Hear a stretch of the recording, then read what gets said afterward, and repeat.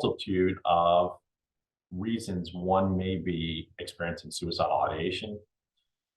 What we recognize is that there is one condition that is overall contributing to suicidal ideation, intent, and plans. That condition is depression. And at times, what we recognize is that depression is untreated or not discussed. And that's something that we want to bring as much awareness to today as possible, is to understand a bit more about depression and a little bit about the warning signs that we can pick up on for if we're experiencing depression or our family or friends are experiencing depression. Some of those warning signs may be significant pattern changes in our life. One, we may be experiencing a sad mood.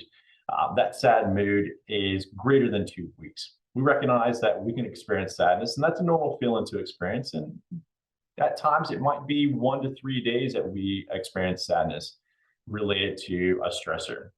It's when it's going into a greater period of time, in about 2 weeks' time, that we want to talk about that sadness and recognize, what might be contributing to that sadness, because that might be a warning sign of depression.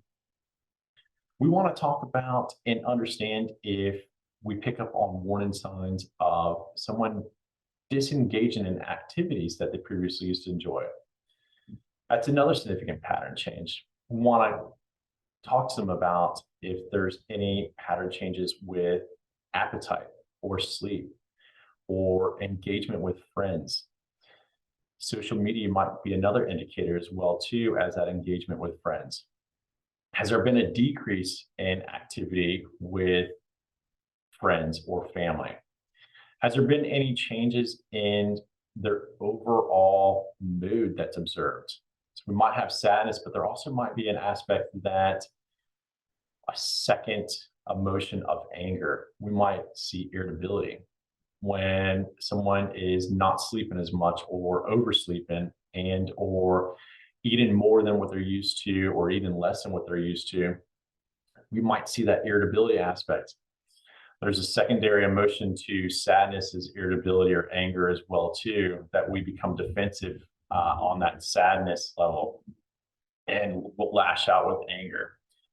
So those are factors that we want to all take into consideration. Some other factors that we want to take into consideration is anyone that might be giving away their belongings or reaching out to friends to say goodbye, writing a goodbye note, or researching online any plans on how to harm themselves. Those are all warning signs, and warning signs in conjunction with the symptoms that one may be experiencing with depression are factors that we want to acknowledge and that we want to talk to that person. And if it's one that's experiencing this themselves, that we want you to get out and talk to someone about it. A great resource that is available is the United States National Hotline number, 988. That's available 24/7. And there's also local agencies that you can reach out to for counseling services, psychiatric services. We recognize that depression at times can be a chemical imbalance, and that psychotropic medications can help with that overall chemical imbalance. We recognize that depression is treatable, and that when you can work on that depression, that you can overcome that suicidal ideation. You can find solutions to those life stressors, and you can lead a successful life following that depression. So we want to bring as much awareness about depression and suicide as possible.